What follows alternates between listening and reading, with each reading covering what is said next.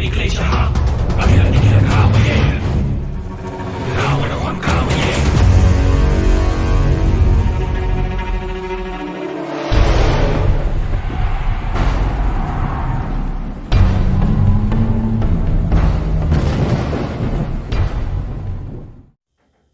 Hello readers, Ramchandra series की third book के review के साथ मैं बुक वाइज की तरफ से आप सभी का स्वागत करता हूं। आज हम रिव्यू करेंगे 2019 में अमिश त्रिपाठी की लिखी रामचंद्र सीरीज़ की third book Raavan enemy of Aryavarta की। हमने इस सीरीज़ की बाकी दो बुक्स की रिव्यू ऑलरेडी चैनल में की है। अगर आप सीक्वेंस में बुक रिव्यू देखना चाहते हैं तो आपको वीडियो लिंक्स डिस्क्रिप्शन में मेंशन्ड मिलेंगे। एनिमी ऑफ आर्यव्रता अमीश की अब तक की लिखी सबसे डार्क लिटरेरी वर्क है। हमने रावण की अभी तक की जो भी कैरेक्टरिस्टिक्स देखी या पढ़ी है उन सभी में से ये सबसे पावरफुल और ग्रिपिंग है।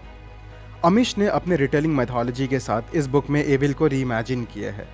उनकी लिखी पहले की किसी भी बुक में इन एलिमेंट्स को पुट नहीं किया गया था।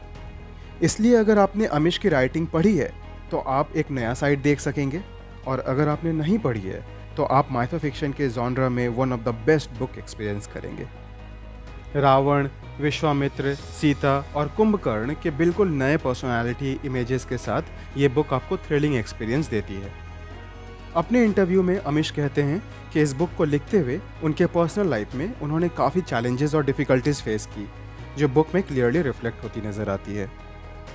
रावण, जो कि एक fierce warrior, brilliant scholar, ruthless businessman, powerful king, artist, musician और स्टेट्समैन के एट्रीब्यूट के साथ दिखाए गए हैं, उनके नेगेटिव साइड को एक्सट्रीमली स्ट्रॉन्ग शो करते हुए उनको हिस्ट्री के सबसे पावरफुल विलन के फॉर्म में दिखाया गया है। रामायण की माइथोलॉजिकल टेल की तरह रावण को अनडायमेंशनल विलन ना दिखाकर एक ह्यूमन की तरह दिखाया गया है, जिसमें बहुत सारे फ्लॉज हैं। एक और उसे जीनियस और स्ट्रॉन्ग पर्सनैलिटी के साथ साधक के रूप में दिखाया गया है, तो दूसरी ओर एक क्रूल राजा की तरह। अमीश बताते हैं कि बुक लिखने से पहले उन्होंने वेरियस सोर्सेज को अप्रोच किया है। वेदों से लेकर नाट्य शास्त्र तक उन्होंने काफ़ी एनालिटिकल रिसर्च किए हैं। बुक के फिलॉसफिकल और सोशल इंसाइट्स की बात करें तो रावण को इंडिविजुअलिज्म की फिलॉसफी से मार्क किया गया है, जिसे आर्टिस्टिक और बोहेमियन इंटरेस्ट से एसोसिएट करते हैं। रावण के बचपन से पावर की हंगर और एबव द स्टेट जाकर अपने डिज़ायर्स के लिए काम करने की कैरेक्टरिस्टिक को ब्रिलियंटली स्केच किया गया है। इस थॉट प्रोवोकिंग बुक में सोशल इश्यूज़ को डिमार्केटेडली हाईलाइट किया जाता है, जिसमें caste system, racism, patriarchal levels, poverty, addiction और चाइल्ड अब्यूज़ मेन है। Philosophical debates contemporary social event से इन्फ्लुएंस्ड हैं, जिनमें सबरीमाला टेम्पल रो शामिल हैं।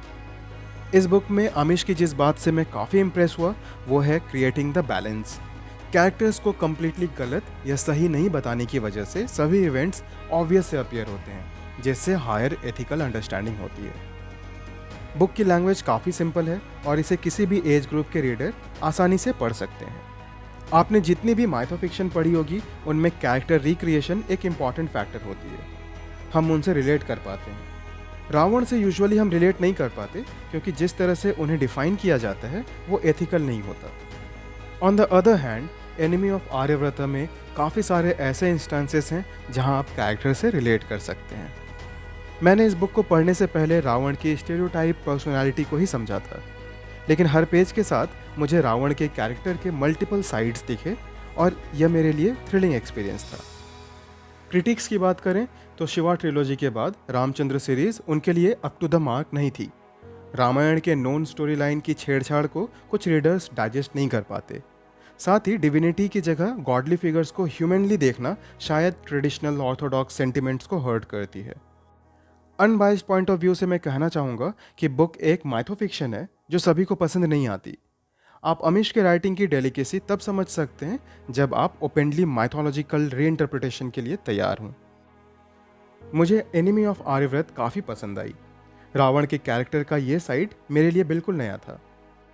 अमीश के राइटिंग स्टाइल का फ़ैन होने के साथ मैं रीड करते हुए स्टोरी के ग्रिप में रहा और मुझे मेरे क्लीशेज बस्ट होते हुए मिले। सोशल, फिलॉसफिकल और कल्चरल एस्पेक्ट्स को इक्वली जस्टिफाई करती है बुक मुझे काफ़ी पसंद आई थी और इसे मैं 4.1 आउट ऑफ 5 रेट करूँगा।